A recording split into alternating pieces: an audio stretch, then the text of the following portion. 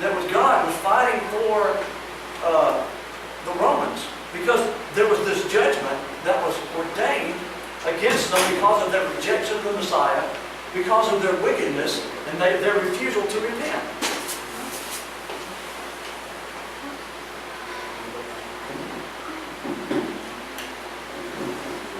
But the love of many will grow cold. So there was going to be a falling away, even in the early church. And we find that Revelation chapter 2 and 3 deals with this falling away. In AD 96, when John was writing to the churches, it's not like it was in AD 55 when Paul wrote of the zeal of the Philippians and the zeal of the Corinthians, and he commended them for their obedience to the gospel. But in AD 96, John wrote to the churches, or Jesus wrote through John, and said, "You're lukewarm, you make me sick, I want to spew you out of my mouth. And if you don't repent, I'll come quickly and take away the candlestick." And then he talked about Jezebel that had caused his servants to commit fornication. And that was not characteristic of the church during Paul's day. But there had this falling away that had taken place. And they needed to repent and turn again to their first love. Many will grow cold, but one who endures to the end will be saved. It's not enough just to hear, believe, repent, confess, and be baptized. You must continue faithful unto death. You must be willing to give up whatever God requires of you. You must put Him before all of your money, before all of your family, even above your life. You must be willing to die for Jesus Christ, or you are not acceptable of Him. You must be willing to die for Him. This gospel of the kingdom will be proclaimed throughout the whole world as a testimony to all nations. And then will the end come. And it did. And then Paul made the statement that he had preached the gospel. The gospel had been preached throughout the whole world, where he himself had been made a minister.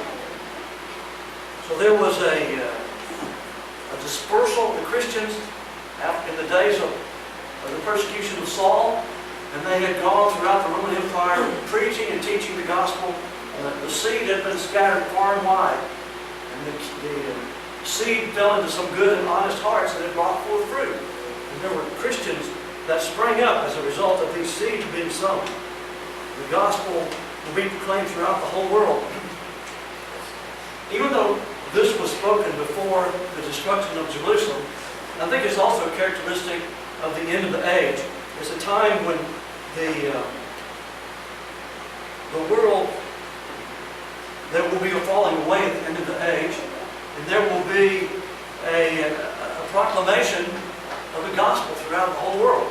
And we've seen that happen as well over the past 200 years as technology has advanced. There have been, even the Spaniards in the 1500s, the 1400s, the Portuguese, they took the gospel throughout the world and preached Jesus Christ and Him crucified. And now this has gone to the remote reaches of the earth. Most every language that has more than just a few speakers has the Bible translated into its native tongue. And people are able to read the gospel in their native language.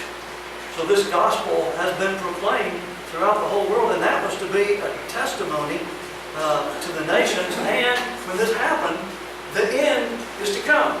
So we have the end of the Jerusalem, which was a type of the end of the world. And the antitype of the end of the world will be the second coming of Jesus Christ after the gospel has been preached throughout the whole world. And we've seen that happen. So it's another indication that the time is nigh, that we're coming now to the end of the age.